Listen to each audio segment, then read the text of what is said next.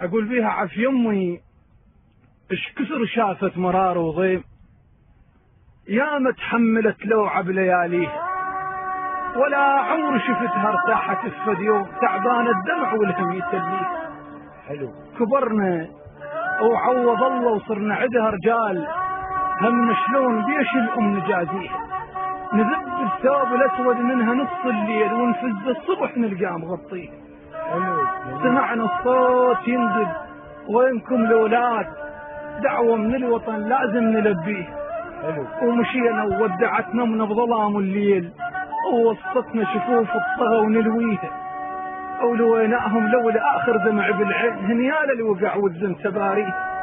وخوي أول الناس استشهدوا على القاع، قدم كتب كلمة يذوب قاريها، يا يمه بسعفة كظت نارهم بالليل، وبدم ركضت عن النار طفيه.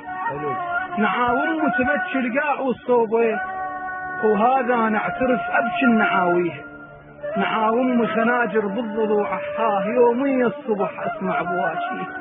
علي من يمه كاس صار وراح، لمسح دمعتك يا يمه مسحيه، خطية مقابل الصورة على أخوي تنوح، وشن الصورة تحكي وشن تحاكيه.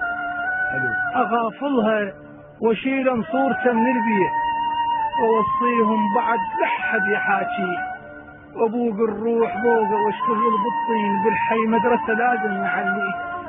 ورد من الشغل واسمع بواشي ونوح، واتحدى الوطب وممدد القيها، وعلق صورته بشف على وجه الدار، ويرد البيت يضوي من نخليه، او ترد ام البشيه ردود، ويرد النعاويها وترد ام البشيه ردود، وانا اسمع نعاويها تقول لي شلون شاعر طاوع التكئيب، حسبال العراق مباق ليش الصورة تخفيه. وتعدت سنة وسنتين، وكنت تدري البشي للعين يعميها، وعمت امي وظل ابن الصغير حسين من تمشي ذليه. علمت الوطن ياهو وعلمت الشعب ياهو، وظل مثل الطفل يمه يسميه، تسولف له قصص وتعلمه عالديوان، وتصعد الفرس وتقول له مش بيه. تقول له القاع قاعك والنخل ينخاف، وابن امه وبطل كل من يحاميه، وطلب منها تسولف على المضى والشام، عن عمل خذت اموات جاريه، عن ذاك العراق اللي ما قبلتم باقي عن العراق وكل سواجيه. وترد ام بواش تفزز الميتين، ويرد المكابر كل نعاويه، يم القنبله ما بترت رجليه، هو انفجر يمها وبتر رجليه، هو انفجر يمها وبتر رجليه.